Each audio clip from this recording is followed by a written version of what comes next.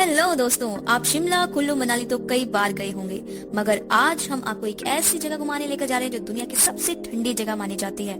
तो अपना सामान पैक कर लीजिए और चलिए मेरे साथ ओइमियोकोन। जी हाँ दोस्तों, दुनिया की सबसे ठंडी जगह है ओइमियोकोन। आपकी जानकारी के लिए बता दें कि यहाँ का मैक्सिमम टेम्परेचर -87 डिग्री सेल्सियस तक हो सकता है और आज तक इतना लो टेम्परेचर किसी भी जगह का नहीं पाया गया है। यूनेस्को की लिस्ट में तो दुनिया की सबसे ठंडी जगह के तौर पर इसे दर्ज किया गया है। तो आप अपने बैग में जितना ज्यादा हो सके गर्म कपड़े पैक कर लें, क्योंकि मुझे नहीं लगता कि वहाँ जाने के बाद मेरे कपड़े आपको फिट आएंगे। ओइमियोकोन रशिया यानी कि रूस में सखा रिपब्लिक डिस्ट्रिक्ट का एक विलेज है, यानी कि यह एक रूरल लोकेलिटी है।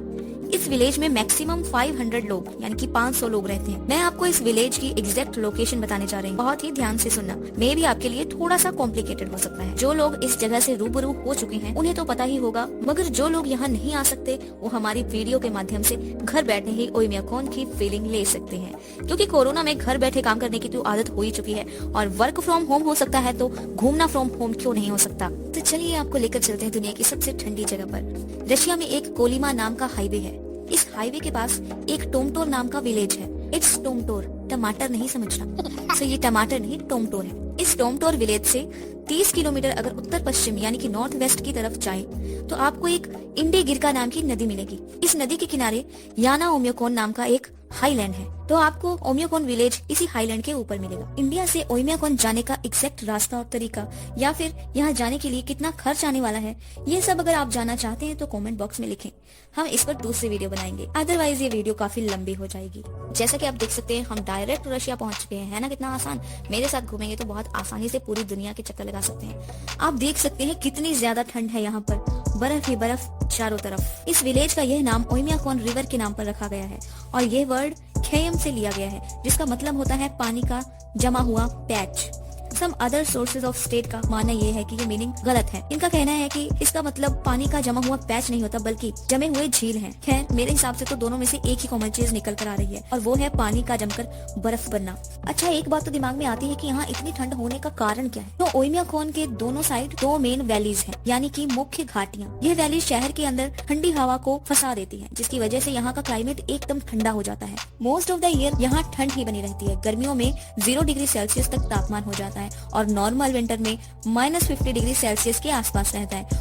और सबसे ज्यादा ठंड में आफ्टर दिसंबर विंटर अपने पीक पे होती है, अबाउट -87 डिग्री सेल्सियस।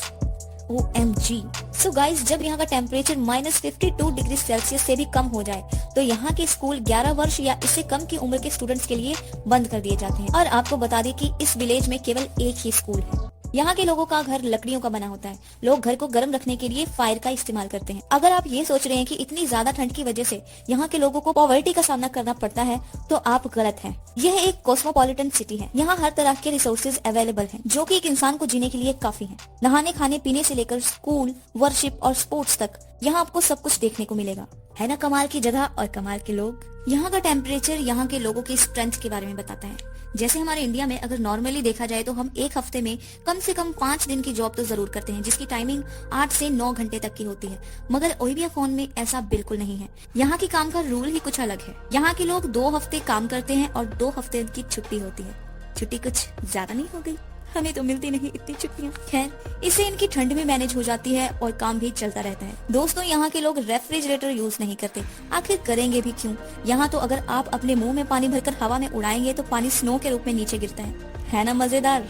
तो यहाँ के लोग नॉन वेजिटेरियन होते हैं। इनको अपना नॉन वेज फ्रिज में स्टोर करके रखने की जरूरत नहीं पड़ती। यहाँ तो चीजें रेफ्रिजरेटर के बिना ही जम जाती हैं। इनके खाने में मीट मछली के अलावा एक ऐसी चीज शामिल है जिसे सुनकर शायद आप चौंक जाएंगे। जब मैंने सुना तो मुझे भी बहुत अजीब लगा। वैसे तो मैं प्योर वेजिटेरियन हूँ, मगर मीट मछली खाने वाले लोगों को मैंने देखा है, मगर ये तो मैंने कभी नहीं देखा और ना ही सुना था। तो मैं आपको बताती हूँ वो चीज क्या है। यहाँ खाने में घोड़े के खून के जमे हुए बर्फ का इस्तेमाल किया जाता है। लगा ना अजीब? इसके अलावा मार्केट में मछली बेचने वाले सेलर मछली को रेफ्रिजरेटर में नहीं रखते, वरना आपने नॉर्मली मार्केट में देखा होगा कि मछलियों को बर्फ के टुकड़ों पर रखा जाता है जब तक इनकी सेलिंग ना हो जाए। अदरवाइज गर्मी की वजह से ये खराब हो सकती है, लेकिन यहाँ ओइमियोकोन में तो गर्मी है ही नहीं। इसके अलावा यहाँ पर चलने वाली कारें बहुत ही स्लो स्पीड में चलती हैं। -87 और -71 डिग्री सेल्सियस ऐसे टेम्परेचर में तो ट्रांसपोर्ट बंद ही रहते हैं। अगर कार या बाइक को बाहर खुले में छोड़ दिया जाए तो ये पूरी तरह से बर्फ से ढक जाते हैं और इनके इंजन खराब हो जाते हैं। इसलिए इन्हें गैरेज में रखा जाता है और गैरेज को फायर की मदद से गर्म रखा जाता है। मान लीजिए आप ओइमेकोन में हैं और रास्ते में आपको थोड़ी देर रुकने की जरूरत है, तो आप अपनी गाड़ी को रास्ते में रोक सकते हैं, लेकिन बशर्ते कि आप गाड़ी को बंद नहीं करेंगे। जब तक उसका इंजन चलता रहेगा आपकी गाड़ी गर्म रहेगी। अदरवाइज अगर आप गाड़ी को बंद कर देते हैं तो हो सकता है कि ठंड की वजह से आपका इंजन ब्लॉक हो जाए। जैसे नॉर्मली हम इंडिया में गर्मियों के पतले कपड़े पहनकर बाहर निकल जाते हैं, ओइमेकोन में ऐसा करने का सोचना भी मत। It's very dangerous for your health. यहाँ इतनी ठंड होती है कि आपके आईब्राउज और आई लैशेस पर भी बर्फ जम जाती है। यहाँ आपको पब्लिक मार्केट में केवल एक ही शॉप मिलेगी, क्योंकि पॉपुलेशन कम होने की वजह से इतना इनके लिए इनफ है। ये सारा विलेज स्नो से ढका रहता है। यहाँ पर हॉस्पिटल भी एक ही है, यहाँ पर एयरपोर्ट भी एक ही है, और एयरपोर्ट से ओइमेकोन जाने के लिए 28 आवर एंड 30 मिनट्स का टाइम लगता है। और अगर आपको ठंड बहुत ज्यादा पसंद है तो आप ठंड के मजे लेते हुए टैक्सी में भी जा सकते हैं। बस आपको पूरे 2 दिन का टाइम लगेगा।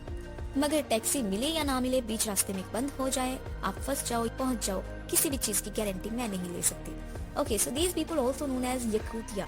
इनके नहाने का ढंग भी कुछ अलग ही होता है। ये पानी से तो नहाते ही नहीं है। जी हाँ, आपने सही सुना। यहाँ के लोग अपने आप को सैनिटाइज कर लेते हैं, जैसे हमने लॉकडाउन के टाइम पे किया था। पूरे रशिया का 99% डायमंड यहाँ से मिलता है और पूरे वर्ल्ड का 1/4। यहाँ के लोग साइबेरियन लैंग्वेज बोलते हैं। तो साइबेरियन लैंग्वेज में चंद शब्द मैं आपके सामने पेश करती हूँ, तो आप कमेंट बॉक्स में जरूर बताइएगा कि मैंने आपसे क्या कहा। तो पहला है मुनिमोबास लेतवतिथि से। ओके, तो आगे बढ़ते हैं। अगर यहाँ के लोगों की बात की जाए तो यहाँ के लोग बहुत ही अच्छे होते हैं, बहुत ही साफ दिल के होते हैं। किसी भी मुसाफिर को अगर इमरजेंसी हो जाए तो वो अपने घर में पना देते हैं और उनकी पूरी खातिरदारी करते हैं। और आपको अगर ट्रिप के तौर पर जाना है तो आप यहाँ होटल बुक कर सकते हैं। और मैं आपको बता दूं कि यहाँ होटल भी एक ही है। यहाँ मोबाइल फोन काम नहीं करता। यहाँ की जमीन बर्फ से ढकी रहने की वजह से लोग यहाँ खेती बाड़ी नहीं कर पाते। एक्चुअली यह जगह वर्ल्ड की सबसे पुरानी जगह मानी जाती है। पहले तो यहाँ पर कुछ भी नहीं हुआ करता था। रशिया के चरवाहे यहाँ अपने जानवरों को चरवाने के लिए लेकर आया करते थे, या फिर यहाँ पे रेस्ट करने के लिए थोड़ी देर रुक जाया करते थे। मगर एक टाइम ऐसा आया कि उन्हें यह जगह बहुत पसंद आने लग गई। धीरे धीरे लोगों ने यहाँ आकर अपना घर बनाना शुरू कर दिया और रहने लग गए। और देखते ही देखते यहाँ की आबादी 2500 तक हो गई। पर करंट टाइम में यहाँ की पॉपुलेशन अप्रोक्सीमेटली 500 तक ही रह गई है। यहाँ कुछ फेस्टिवल भी मनाए जाते हैं और विलेज के बीचों बीच किसी की मूर्ति बनाई गई है और लोग मूर्ति पूजन करते हैं। यहाँ साल में एक बार एक कंपटीशन आयोजित किया जाता है, जिसमें बर्फ पर रेस लगाना, मछली पकड़ना आदि जैसे खेल शामिल होते हैं। यहाँ फुटबॉल या क्रिकेट जैसे खेल नहीं खेले जा सकते। दुनिया भर के लोगों को यह खेल देखने के लिए निमंत्रित किया जाता है। इस कंपटीशन में ओइमेकोन के लोग ही पार्टिसिपेट करते हैं। तो इस तरह हमने पूरा ओइमेकोन घूमा और बर्फ के खूब मजे लिए। तो आप सबको ओइमेकोन घूमकर कैसा लगा हमें कमेंट बॉक्स में जरूर कमेंट करके बताएं। तो मिलते हैं नेक्स्ट टाइम ऐसी ही एक मजेदार वीडियो के साथ। तब तक के लिए thanks for watching and take care.